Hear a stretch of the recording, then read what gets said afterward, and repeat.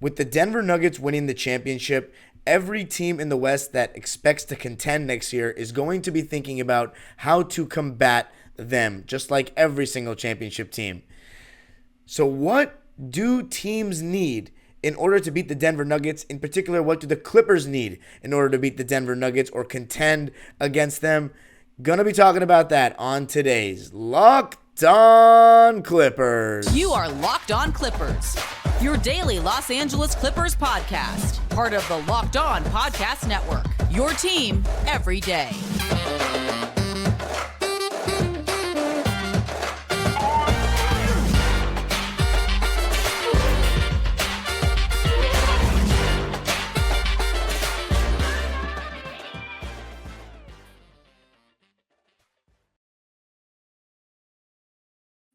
Yes, sir. You are locking in with the Clips. Thank you for making Locked On Clippers the first listen of your day. Your team every day. I'm your host, Darian Vaziri, going into my 19th season as a Clipper fan this fall. You can also follow me on Twitter and Instagram at DimeDropperPod, born and raised in LA. And subscribe to my own YouTube channel, Dime Dropper, for even more LA sports, LA Clipper, NBA history content. And Locked On Clippers is free and available on all your favorite podcasting platforms, including YouTube, where I want you to tell me which one of the three areas that I am going to talk about that I think you need to compete with the Denver Nuggets the best. Let me know which one you think is the most important and which one you think the Clippers need to go out and strengthen the most. And I'm actually curious to hear your guys' answer on that one. But this episode is brought to you by Game Time. Game Time is the best way to get the best deals on last-minute tickets to every single one of your favorite events. But the three aspects of a team that I think you are going to need if you want to compete against Nikola Jokic, Jamal Murray, and this amazing Denver Nuggets team. Shout out to them that won the championship. And as Clipper fans, we know better than anybody in the West, or as well as anybody in the West, just how great this Denver Nuggets team is, how many ways they can carve you apart, and how they're, in fact, underrated defensively. But the three areas where I think you need to have, or the three things I think you need to have, are multiple centers, big wings, and drop coverage killers. So let's just start with the multiple centers thing, right? It's funny because the story really begins with us. In the 2020 bubble, we saw that when Ivica Zubac got in foul trouble, because look, this is the reality. When you have an all-time great post player with skill at 7 feet tall like Jokic, there's nothing you can really do in a one-on-one sense. When you have an unstoppable one-on-one player, there's not much you can do one-on-one. Defensively, you're going to have to throw multiple bodies at them, or let them try to go off and limit the others. You have to make a choice. You have to pick your poison. You know that inevitably your number one option might get in foul trouble guarding him. In the Clippers' case, Ivica Zubac would start the game guarding him in the 2020 bubble series in that second round. When he came out of the game or got in foul trouble, we brought in Montrezl Harrell, who was an undersized big that had destroyed teams in the regular season, but when it was time to guard an all-star level center, superstar center, at that time he was a superstar, not the best player in the world. He was just about becoming a superstar, and you couldn't guard him because 6'8" versus a skilled 7 feet, that's not going to end too well for the 6'8".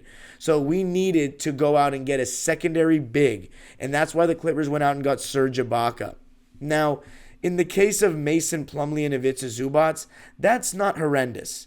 That's not horrendous. You look at the teams that the Nuggets played in this playoffs.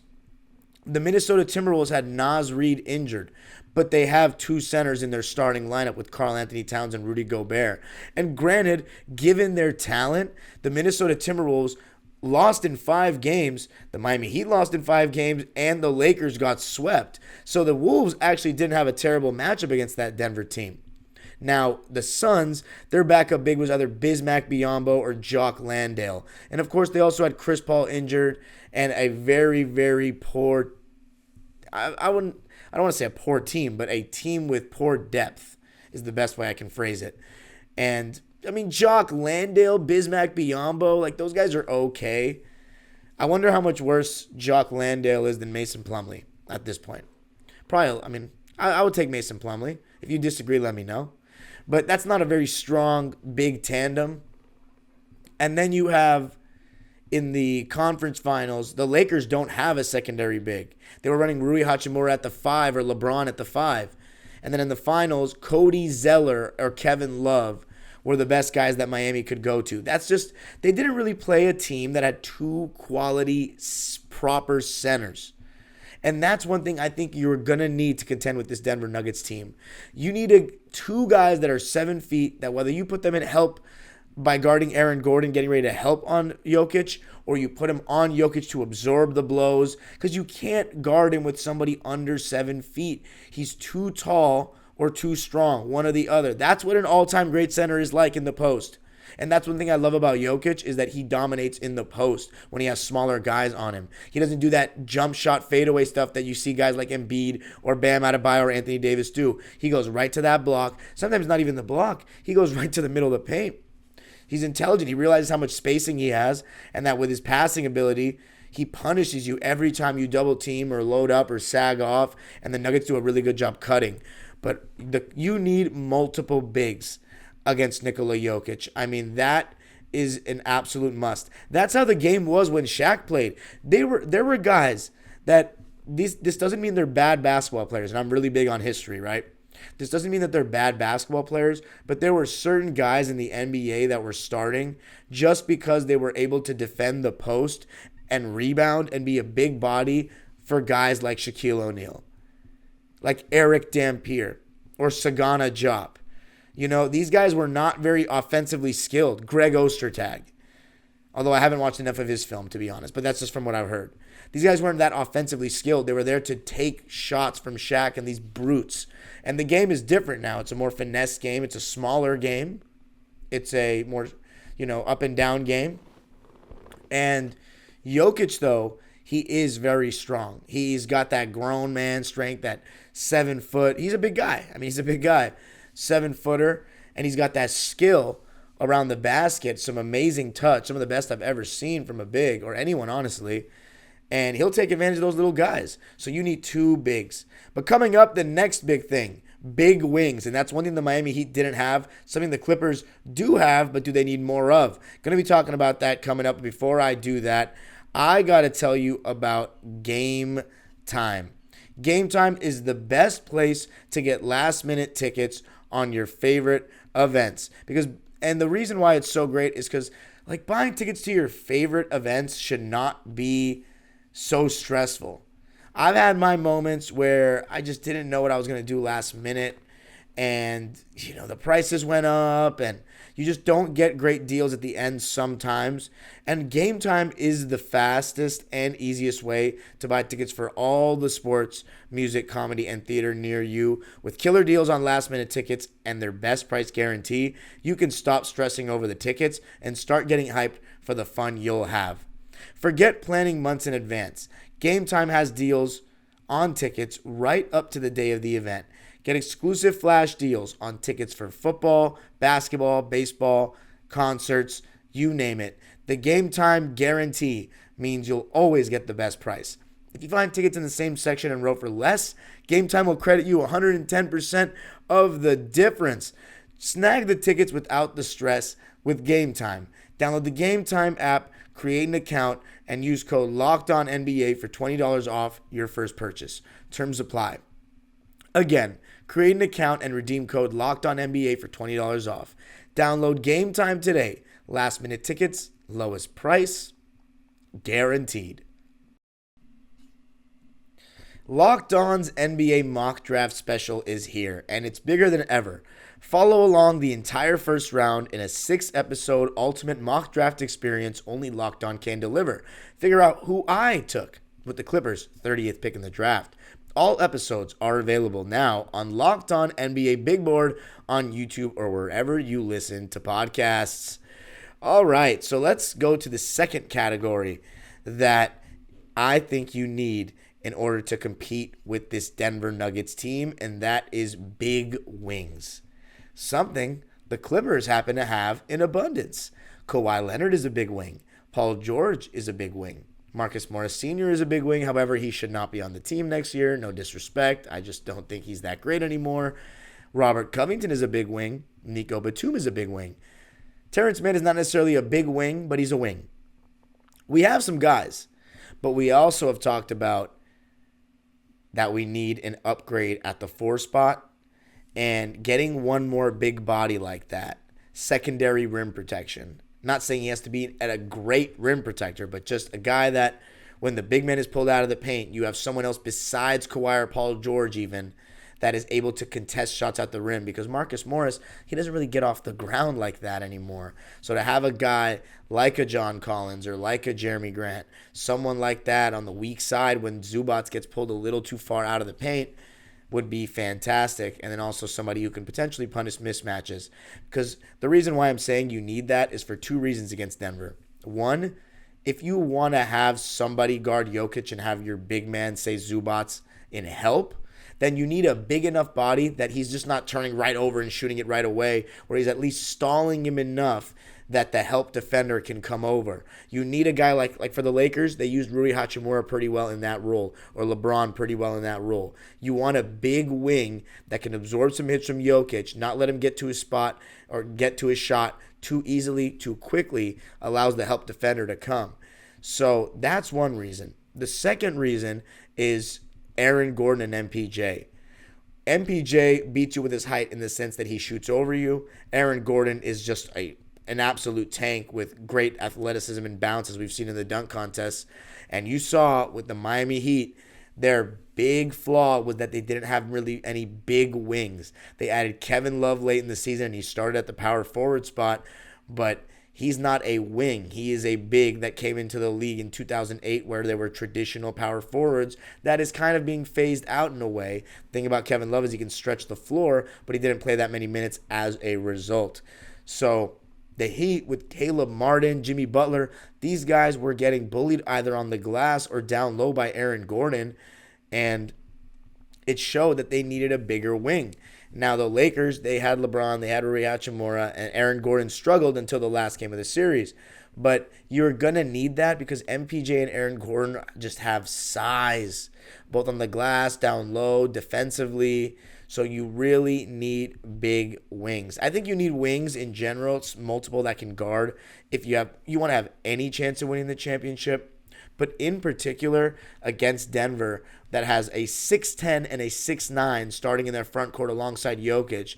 And they're all very different. I mean, Jokic is the central cog, the conductor, the artist. MPJ is this extremely talented shooter, streaky scorer, but a guy that was able to contribute in other ways even when his shot wasn't falling, which was his biggest knock. And yes, by the way, it does hurt that we picked Jerome Robinson over Michael Porter Jr. because of his back issues and all that. And look, he's gone through a lot to get to the point where he's gotten to a starter on a championship team. It is a little bit tough to stomach that we could have picked him and SGA. Who knows what MPJ would have turned into as a member of the Clippers, but we picked Jerome Robinson, who's not really in the league right now, all due respect. And that's disappointing. But back to the subject. MPJ can shoot over the top. He reinvented himself nicely this season as a guy who did play well even when his shot wasn't falling. And then Aaron Gordon guards the best player. Amazing in that dunker spot. He's a vertical threat. He's a good screener. And he finishes well around the basket and was able to take advantage of smaller guys in the low post. And Jokic and Murray were making really good entry passes. But anyways, the Clippers have those. Maybe one more big wing that has a little more athleticism would be nice because Marcus Morris, Nico Batum, and Robert Covington are... Well, Robert Covington is great for this, but he doesn't play much, as we know. And then Nico Batum, Marcus Morris on the older side. So it'd be nice if we can get an injection of youth and athleticism at that position. But coming up, the last step to making the Nuggets' job difficult on defense, going to be talking about what that is and where the Clippers are in that regard coming up. All right. To close out the show, the last aspect I think you need in order to beat up on I shouldn't say beat up on the Nuggets, but have your best shot of beating them are drop coverage killers and guys that can elevate at the basket. The thing about Jokic and Murray, they're not the two best defenders in the world. They're not very good defenders. They're good at best. They were able to be good enough in these playoffs, and I would argue that they were pretty solid. They were going to be attacked time and time again because KCP, Aaron Gordon, Bruce Brown, Christian Brown, and Michael Porter Jr., you would not rather attack those guys. You would much rather attack Murray and Jokic. They're probably the two weakest defenders of all those very solid defenders. But they stood up to the task, right? The thing is, Jokic can be exploited on defense more than he was in the playoffs, but you need two things. You need drop coverage killers. So like in the Heat series, for example, they played drop coverage. In the Lakers, they did the same thing because Jokic didn't want the defense behind him. He didn't want AD getting behind him for a lob. But AD's mid-range and little pop shot, little one-handed push shot, floater, was extremely inconsistent. LeBron James, in the Miami days, he was more mid-range based, but nowadays he's very three and layup heavy. So he's not going to take that shot a lot, especially not off the bounce. If he's going to take the mid-range, a lot of times he catches the ball on the wing, ISOs, gets to that turnaround over his right shoulder that he likes a lot now, but he's not going to pull up much. So the Lakers and the Heat, they didn't really exploit that at all. The Suns, they tried to hedge a little bit more. The thing is, they just had certain guys that couldn't shoot. So while Devin Booker and Kevin Durant did a decent job, and you saw that series went the furthest of any of the Nuggets played, there are other guys when Jokic hedged or came up higher to take away that initial shot from Booker and KD, they didn't have guys that made them pay. The best mix is you want guys that can hit the mid-range so that Jokic gets punished and drop, and that can elevate at the rim because he doesn't elevate at the rim. So somebody with size, ideally, that can hit the mid-range and elevate at the rim. Well, the Clippers actually do have that. We have Paul George and Kawhi, who are drop coverage killers. So if you notice, against us, Jokic usually hedges. He doesn't drop much.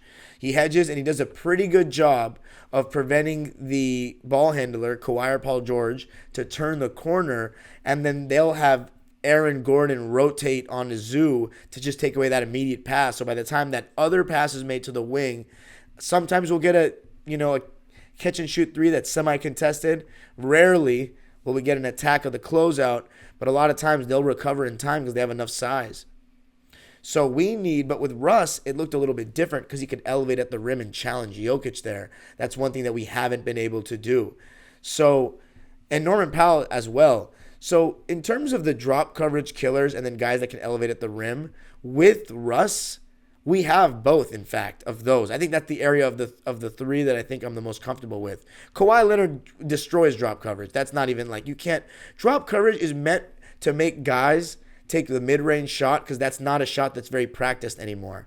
The lost art. Yeah, some guys still shoot it and they're very good at combating drop coverage, but it's, a threes and layups league. That's what the analytics has led to, and a lot of guys' skill sets, even from a youth level, for example, I coach at the youth level, and a lot of kids these days do not shoot mid-range shots the same way I grew up shooting it even 15 years ago. The game has changed, and they see the NBA, and they take, the form of what they're watching. And we have, though, Kawhi Leonard, who's one of the best mid-range players in the NBA. So we kill drop coverage. The hedge has been problematic at times in the past. They don't, Kawhi's not the quickest to turn in the corner anymore. He doesn't usually. Paul George is better, but he's still, we had a problem before Russ of not getting to the rim enough. That's part of why we don't do well enough on Jokic. But with Russ, that helps. Now, the question is, will he be back next season? I don't know. But ideally, you need drop coverage killers and guys that can attack the rim. That's why I think the Boston Celtics would have actually been the best matchup for the Nuggets because they would have really attacked Jokic at the rim. But I don't think the Celtics would have won. I still think the Nuggets were better. But anyways, those are my three categories. I think you need multiple bigs to absorb some of the blows from Jokic because inevitably one might get in foul trouble. And then big wings, whether you're in help defense or just to guard Aaron Gordon or MPJ, you need size to match their size. And then drop coverage killers to try to take more advantage of Nikola Jokic's. He's not as slow-footed as people think, but he is fairly slow-footed. I think Zubac is more agile than him. And he's a much better drop big, in my opinion. Better. I shouldn't say much better, but better. Jokic, though, I'd say he's better at hedging, and I think he's really good at using his body, and he has really good hands. Jokic has amazing hands. Zoo, not so much. But anyway, that's it for me. I don't mean to compare Zoo to Jokic, but I think Zoo's a better defender. If you want to combat that, saying he won the championship as a starting center, I like to hear the argument because it's not crazy, but it's more about Jokic's offense that makes him so great. But Clippers are going to need to combat that with the things that I said. Let me know what you think. Let me know which area you think the Clippers are in need of most and what you think is the most important. I don't know. Just give me your thoughts. You can follow me on Twitter and Instagram at DimeDropperPod. Subscribe to my own YouTube channel, Dime Dropper, for even more Clipper and LA sports content and NBA history content. And, of course, Locked On Clippers, free and available on all your favorite podcasting platforms. Hit the notification bell on YouTube to know every single time we post a video. The age-old proverb continues, go Clippers.